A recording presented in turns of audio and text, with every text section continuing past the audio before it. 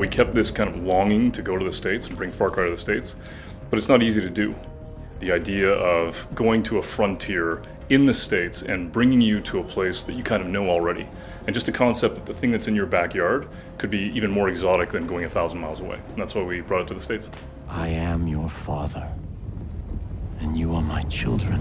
We have to compete with ourselves. We built Voss, we built Pagan Min, we wanted the father to be amazing. A cult leader who absolutely unequivocally believes that the end of times is coming and that he needs to save as many people as he can, whether they want to be saved or not, was, I think, the genesis for what we built.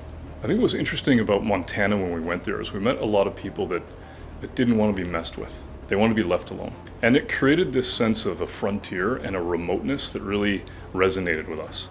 And what was cool about the language of some of the things we're hearing was, you know, sort of, maybe don't trust the government and we can do it ourselves. What happens when somebody else shows up and says, yeah, I agree with you, don't trust the government and we can do it ourselves and I will provide.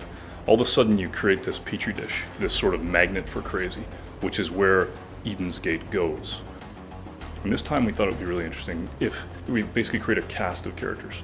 And you've got, you know, the family, you've got the entire group at Eden's Gate, you've got Joseph and Jacob, John and Faith, and they each have their own personalities, and they each even have their own agenda. But then at the same time, you have all the characters that you have out in the open world. So you've got Mary May and Nick, and you've got Pastor Jerome, and a host of other characters that you can meet and interact with. And when we see those characters come to life, and we see that they're not just AI waiting around to give you a mission, they have real personalities, they have opinions about stuff. The world feels real. You're gonna need to get help.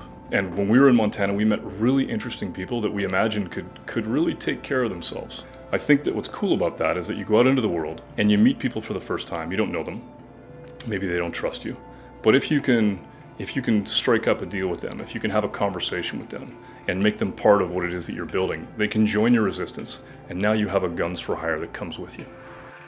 So when I think of Far Cry, I think about the idea of kind of sitting at a bar, having a scotch, and somebody comes up behind me and starts to talk about an urban legend that happened kind of to them.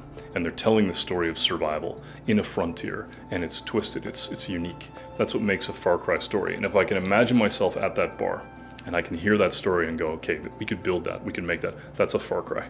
And I do that for all the projects that we work on. It's like, could that be real? And in this case, I think that bar is actually in Montana.